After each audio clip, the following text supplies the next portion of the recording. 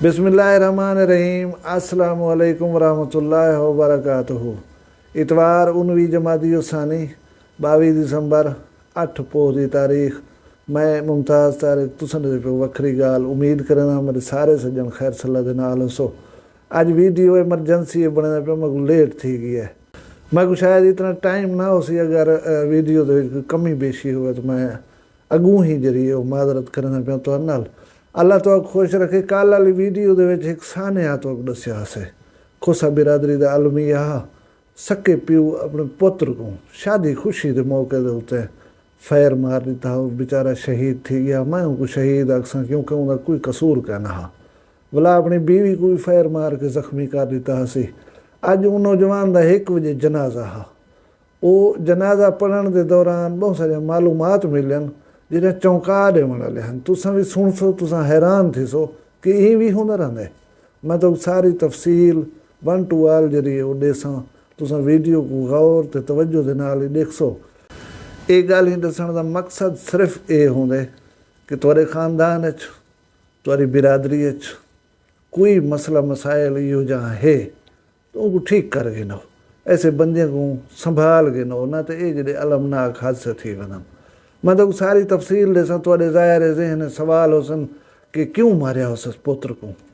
ये भी सवाल हुसी कि बीवी जी को फैर लगा उंदा क्या बनया। ये भी सवाल हुसी कि हुण वो बंदा कित्थे है।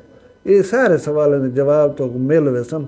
मैं कहानी सुन वेंदा तो पूरी दी पूरी तुसा वीडियो को तवज्जो नाल देखने। लेकिन उनने पहले अगर तुम पहली दफ़ा आए बैठो चैनल वखरी गाल है इनको सब्सक्राइब च करो। वाला मैं आके तो सारी कहानी सुनने लगा। जिन्हें दोस्त ने मेरे चैनल को मेरी गुजारिश से सब्सक्राइब करके दे मैं उन्हें खुश आमदेद आता। मैं तो कहानी सुनावन के पहले ही खोसा खानदान का थोड़ा जहा तारुफ दी ना कि ये एक वैल स्टैबलिश्ड फैमिली है। चेयरमैन भी हैं इलाके दे विच नाम भी है। जिमीदार भी बहु वड्डे वन खाते पीते घर के लोग हैं। कोई गरीब या मिडिल क्लास लोग हैं। शरीफ लोग हैं। इंतहाई अच्छे लोग हैं। ते वकू किमें थियन ये होंदे रहंदन। कोई एक अध बंदा इहो जहाँ निकल खड़दा रहंदे जरा सुबकी का बायस बनदे शर्मिंदगी का बायस बनदे। हुण तूं असल अपनी गाल पासे गाल है कि ये बंदा जै कल अपने पुत्र को शहीद किया। ये बंदा 15-16 साल पहले एक बंदे को मारी होता है। वो बंदा कोई गैर ना हा पराया ना हा अपना सक्का चाचा हसी। छोटी जी गाल दे उत्ते मारिया हसी। देहातें दे विच हुंदन पानी ने वारिया उन्हें तो टाइम होंदे कि तेरा वारा 9 बजे उबे दा वारा 10 बजे। ऊ चाचे से पानी 5-7 मिनट पहले बद गए ही गाल को तनाजा बना दी सी। तलखी थी है चाचे को मार दी सी। ये वाला मारी सटीक रहे को निकथा गए बाले बच्चे को रलाई गए अंदर पहाड़ इलाका गए रहे वह रिहाइश पजीर थी गए।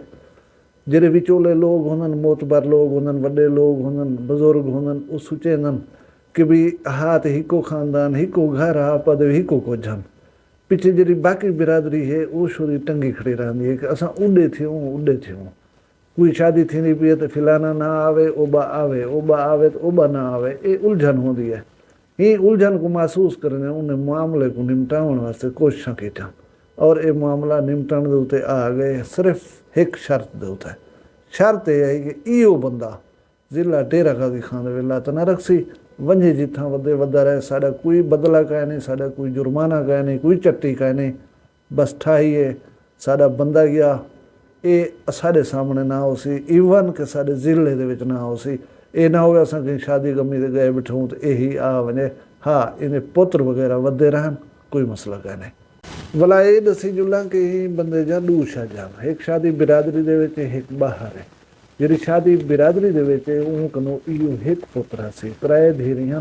ये नहीं कि ये नौजवान जरा कल शहीद किया सी ये त्राए भेणी का कला भिरा। ये बंदा पहाड़ वधा रह गया जो सुलह सलाह थी गई पिछे एक घर गिदे मुल्तान दे सेटल थे। उथे ही रहा पिया उथे ही गुजरना पिया। पुत्र को परनाई वधा जिथा कत्ल किया सी हूँ घर दे मकबूल तफसील का पता कह नहीं कि मकतूल जेरे को कत्ल किया सी चाचे को उनकी धी है उनकी पोतरी है उनकी क्या थी है हूँ घर की औरत जेरी पुत्र को परनाई हसी। ठाई थी गई फैसला थी गया। लेकिन जेरे जहन दे फतूर होंदे रहन ना वो गाल को छुड़ेंदे नहीं। हालांकि तेरे उते एहसान लाए उन्हें भिरा समझ कर तक कत्ल माफ़ कर दी तो उन्हें न चट्टी की धोने न जुर्माना न तेरी जान को जाके उन्हें तक ही गल छोड़ दी तेने कि अपनी भला हमें तू बजाए हूँ गाल को भूलन दे भला याद रखे दे हूँ पुत्र दे पिछो राबा तू ए तेरे में को तलाक दे मैं तक 20 साल पर ना लेकिन वो नौजवान हदा अबा पहला जुल्म उन्हें बंदा मारे वही असा मारे भला उन्हें धी भेण को तलाक दूँ वही जुल्म असा करूँ भला तू मेहरबानी कर ही ना कर इन छोड़ी तो क्या कसूर है ये तो मेरे नाल खुश वसदी भी है ये तो कोई घाटी वादी नहीं की थी तू जो आदमी को छोड़ आखिर मैं अल्लाह की नाराज़गी क्यों चाहवा मैं इहदे मथे दे उत्ते तलाक दा दाग क्यों लावां जबकि छोड़ी बेकसूर है ये पुत्र को फोर्स करे ना रह गए पुत्र ये गाल को मनेदा ना पुत्र प्यो को रंजेंदा ही ना हा ही ना करना ना ही ना करना जुल सही दे विच रखी रह गए थीने बेटे जवान थियन सी इन दी जरिए शादी अरेंज की असी उन्हें धीरी को परनावण बंदे आए बैठे हैं बरात आई खड़ी घर दे विच हुण इहदा मुतालबा ये हा कि तू ये जाल जरी तेरी इन शादी दे विच ना होसी पुत्र के अब्बा ये नहीं आंदा रहा जहान न खिलवा लोग क्या आखसन मेरी जाल शादी दे विच ना होवे मेरिया भेणी पनीरियां पन ओ ना होवे या मैं कोई समझा दे होवे क्यों ना ये गाल दे उते अले ने बुलंदे खड़े हम तो छुआर दे जरिए माँ ये नहीं होंदी जाल उथे पहुंच गई है ऊँ जरे बोले गाल सुनू पै को आखे शौहर को आखे ऊँ आखे देख तू हर मकाम दे उते ये खच मारे रहने तू मेहरबानी कर अज दे जाड़े यो ना कर मुतालबा ना रख शर्त ना रख वो आवे वो बाल शादी दे शरीक थी वे कोई गाल कह नहीं बाद दे डिठा वैसे जिमें आदा वधी परनीज ऊपर नहीं दे चलो बाबा तेरे आखे दे उते लेकिन उनको मेल दे विच आवा दे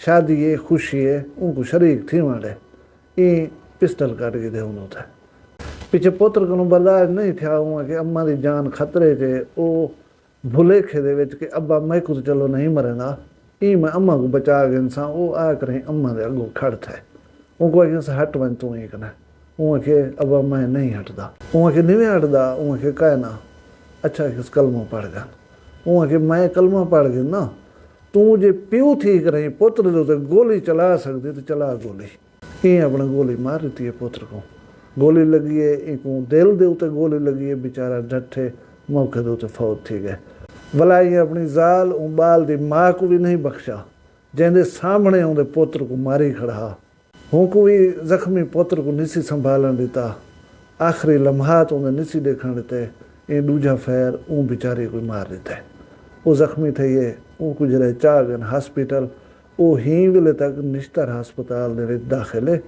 उनको ई वेले तक दसाया कहने गया कि तेरा बेटा फौत थी गए क्योंकि इन्हें को डर रहे कि पता नहीं ये सदमा वो बर्दाश्त कर सके या ना कर सके उनकी ट्रीटमेंट जारी है मैं दुआ मंगदा कि अल्लाह ताला उनको सेहत देवे लेकिन गाल ये भी है कि उन्हें वास्ते बच क्या गए शौहर कत्ल वाले मामले गया पुत्र ऊँ गया आप पता नहीं छोड़ी चौखी बचदी है नहीं बचदी माजूरी है जिंदगी गुजरे सी अल्लाह तबारक तआला माफ़ करे यार ये उतो फरार थी पुने रात दी तारीखी जांदे कोट छुट्टे दे नाल एक बस्ती हसाम उथा सादात हजरात दी बस्ती है उथा आ कर ईरान है जबकि बस्ती हसाम ये खबर पहुँच चुकी है कि बदबख्त दू कत्ल कर रहा है अपनी बीवी को भी मार देता सी अपने पुत्र को भी मार देता सी उन्हें कोई कन्फर्म कहना कि बीवी मर गई है या हाल तक जिंदा है उन्हें तो जहन ची हुआ है दो बंदे मारा है उन्हें भी लाया भी है उन्हें रोटी पानी भी खवाई है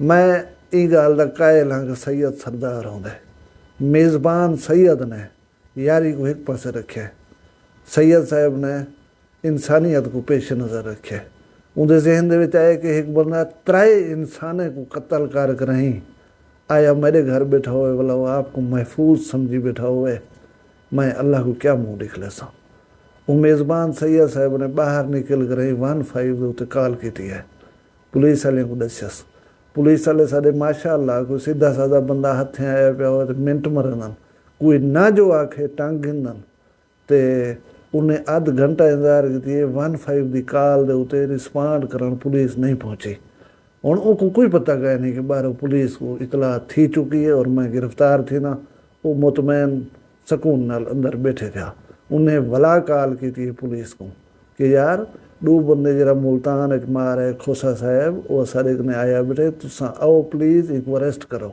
एक ने पहले कि कोई ब्याह नुकसान करे पिछे आदन के 10-15 मिनट के बाद पुलिस पहुंची है उनको उतो गिरफ्तार किया ने हूँ गिरफ्तार थी गए अल्लाह के हजूर तो जेरे वेले पेशवन थी वे हूँ जेरे अदालती अमूर हैं अपना सामना करे सी भुगे सी कीती तो फल है जरा उचे सी बहरहाल अल्लाह तबारक व तआला साकोई जिहाद साथ कने बचावे। मैं एक गाल भूल गया कि जेरे वेले शादी थी पई कल ही एक नौजवान हार्ट अटैक के बायस फौत है बिरादरी दे विच डोखा गम आ कल 10 बजे उन नौजवान का जनाजा पढ़िया है शादी की तकरीब तो थी गई फिक्की बहुत सारी बिरादरी जी वही फौत की जनाजे दे विच शरीक है उथा कहना हैं तो उतो एक हाथ ढह पे बड़े गम दे विच हन खोसा बिरादरी अल्लाह तबारक व तआला उन्हें को सब्र देवे अल्लाह पाक उन्हें को हौसला देवे। मेरे बिरावो छोटिया छोटिया गाली जी वडे वडे मसाइल पैदा करे हुण इंदे विच डिठा वञे इन्हें बेचारियों का कोई कसूर कान हा पहले भी ज्यादती हूँ की हुण भी ज्यादती हूँ की उन्हें पहले ही माफ़ी दी आई हुण ही शायद उन्हें कुछ न कर सकन बदुआ है कि अल्लाह हूँ दे दिल को बदले हूँ दे दिल को फेरे उनको हया नसीब करे। अल्लाह तबारक व तआला तुसां सारे को अपनी हिफ्ज़ व अमान च रखे अपना ढेर सारा ख्याल रखे मैं को दुई याद रखे जींदे हो सूं कल मिलसूं बी एक वखरी गाल नाल फिलहाल मैं कोई इजाज़त दो अल्लाह हाफ़िज़।